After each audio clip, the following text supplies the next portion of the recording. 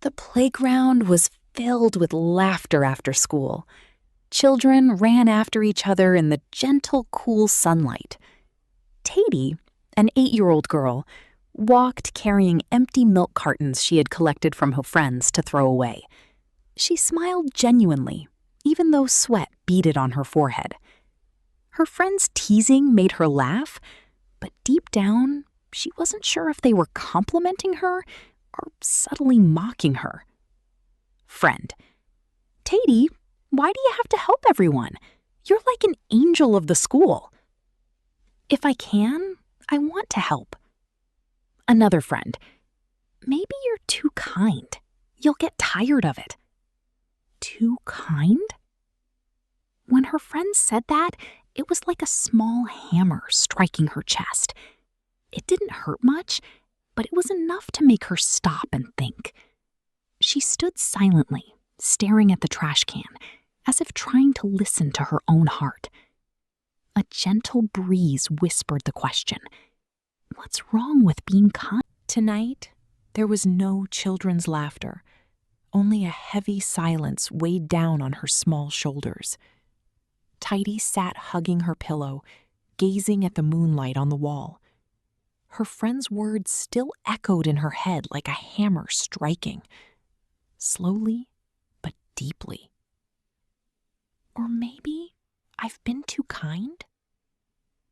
And she didn't know that this small doubt would be the beginning of a significant journey through her heart. The next day, gray clouds began to gather over the suburbs. Taidy walked home along her usual route when her eyes caught sight of a homeless elderly woman bending over, assembling old cardboard boxes into a small roof. The wind was so strong that the boxes swayed as if they would blow away. So she decided to take out the old umbrella she had been carrying in her bag and offer it to the woman. The elderly woman's face trembled. Whether from the wind or from gratitude, she didn't know.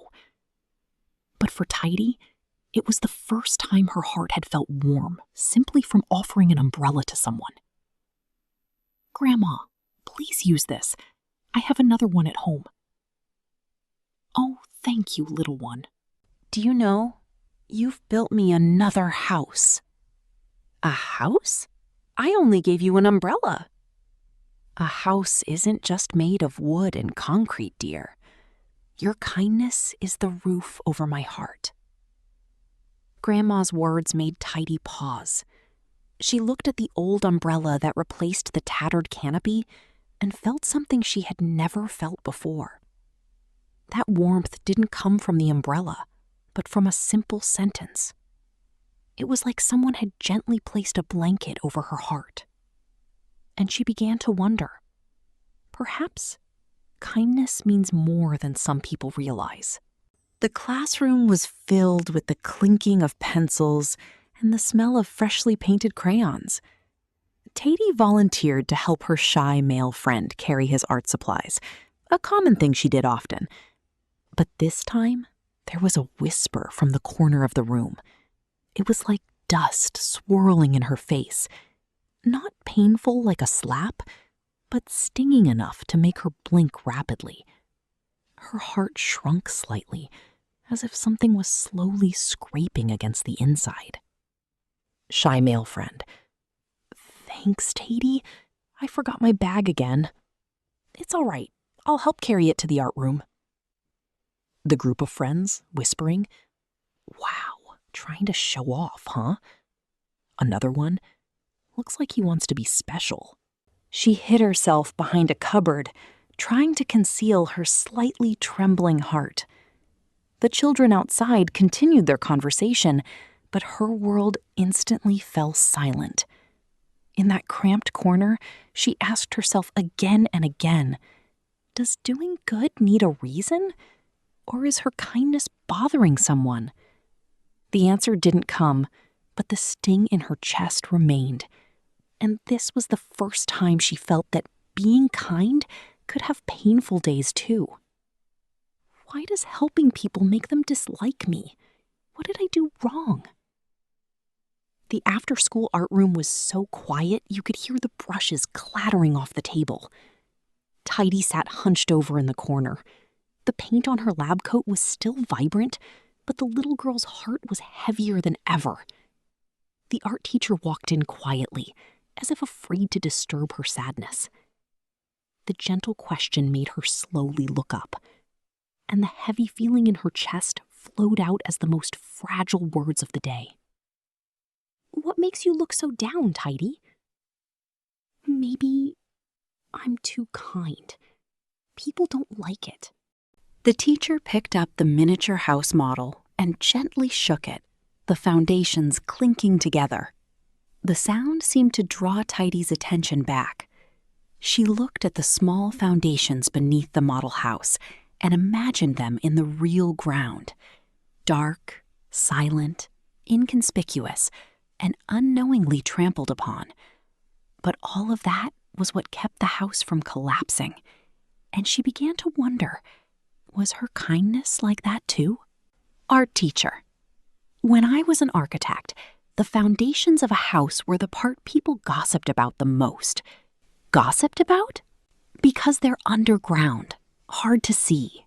Nobody appreciates them, but they do the hardest work.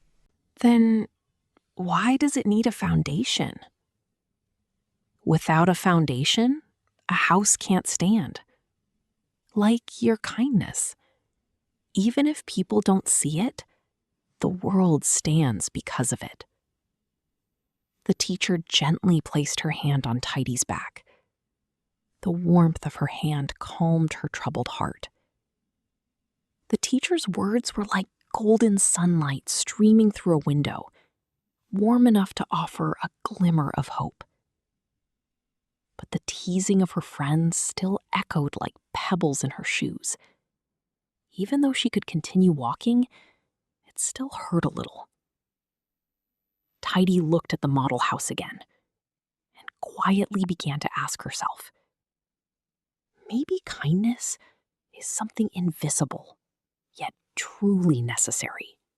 The school entrance was filled with the boisterous sounds of children, but the soft cry of a boy who had fallen was loud enough to make Taidy turn around. She quickly bent down to help him up, her hands and eyes trembling with worry. The scrape on his knee was bright red, like paint dripped onto a blank sheet of paper.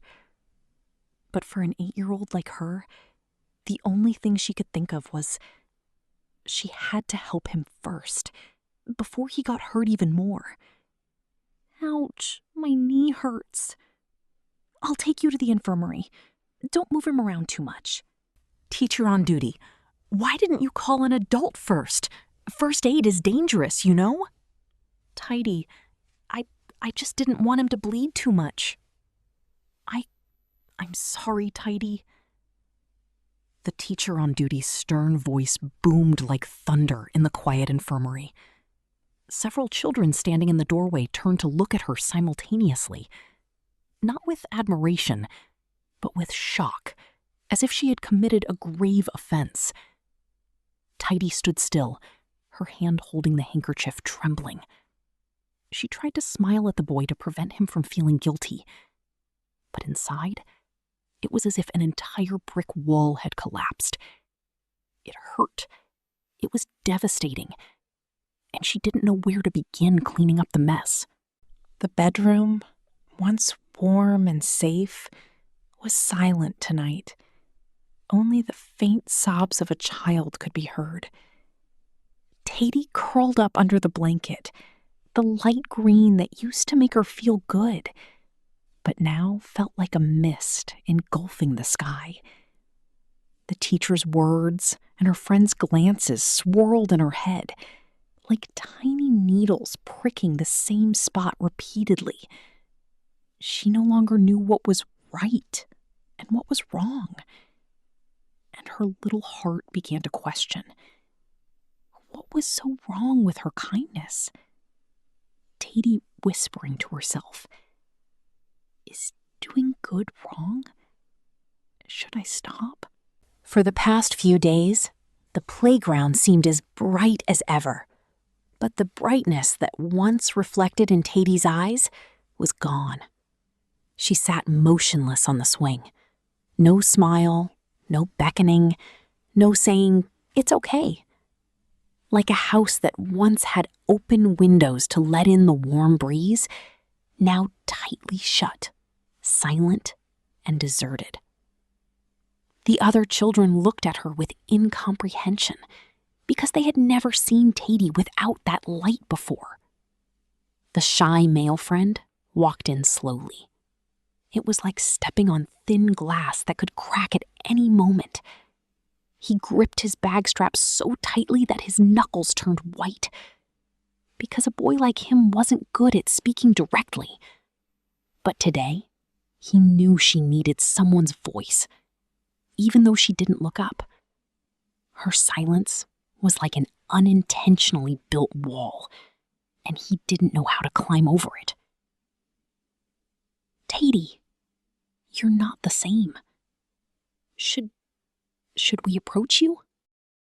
Taidy, silent. No answer. "You used to be like a home to us. Now that home is gone. We miss it." "Home? Yours?" "Yeah, I really miss it."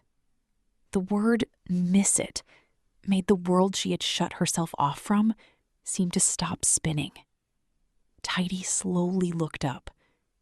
Her heart, which had shrunk from days of disappointment, felt like a warm breeze flowed through it again. The boy's words weren't loud, but they were real enough to shake the walls she had built. And in that moment, she realized, even though some people didn't understand her kindness, there were still some who longed for it like a home. Under a small bridge, with cardboard boxes leaning against each other, the scent of damp earth after the rain created a strangely warm atmosphere. Taidy walked in slowly. Her heart seemed to whisper, urging her to return to the person who had once taught her such a strange lesson. The old woman still held the old umbrella she had given her that day, and the old woman's smile was like a home waiting for her return. "Old woman, you've been gone for many days. I thought you'd forgotten me." "I hadn't forgotten." Taidy avoided eye contact, recounting the entire incident in a very low voice. It was as if she feared her words would shatter an already broken heart further. "Taidy, I thought being kind only caused problems, so I stopped." Grandma chuckled softly. That laughter was devoid of judgment, devoid of blame. It was like a gentle hammer strike on old wood, firm, warm, and always ready for rebuilding. Grandma's simple words made her begin to see that problems didn't mean wrong. They were simply things that needed fixing, like a house. "My home in my heart?" "Yes, dear. The more compassionate you are, the stronger your home becomes." Taidy wiped away her tears with the back of her hand. But this time, they weren't tears of sadness. They were tears of joy at hearing something her heart had longed to hear for so long. Grandma's words brought a picture of a home in her own heart. A home that might have collapsed days ago, but now being rebuilt with small bricks called compassion. Not just compassion given to others, but compassion is given to herself as well. The new morning was warmer than usual. Taidy walked through the school gate with a smile that had been missing for days. Her shy male friend stopped to watch, then let out a clearly relieved sigh. The words he murmured softly seemed to confirm that the little house she once relied on had returned to the girl's heart. "Good morning." Home is back. Today was a day she walked with a carefree heart. She helped her teacher carry heavy things. She shared snacks with a friend who forgot. Teacher, thank you so much, Taidy. You're so strong. Friend who forgot snack? You want some? Thank you. Taidy, you're welcome. And she greeted the homeless elderly woman with eyes full of sunshine. Every act of help didn't stem from fear of having to do it, but from a warm feeling, like walking in a home she built herself, a home no one forced her to build, a home built from small bricks of kindness, laid with true joy. As she walked home, a warm breeze brushed gently against her cheek. Taidy, whispering to the wind, I'm building my own home. I feel it now. It was as if the world was responding. Yes, she was on the right path. She smiled to herself. The smile of someone who knows that even if a house is broken, it can always be repaired. And the more kindness it's built with, the stronger the house becomes, in a way that no one can destroy it. Taidy's door to her home of kindness remains wide open, awaits the next chapter.